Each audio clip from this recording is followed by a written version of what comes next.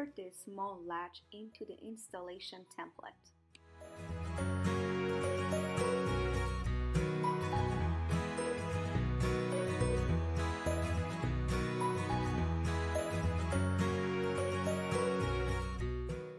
Peel the adhesive seal. Install this small latch on the cabinet.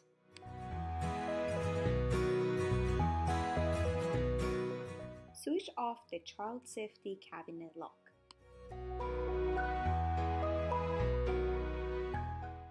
Peel the adhesive seal and insert it into the installation template.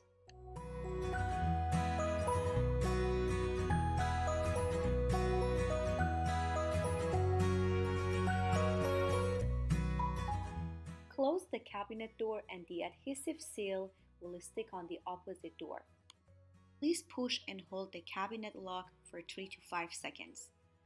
Remove the installation template. Switch on the child safety cabinet lock.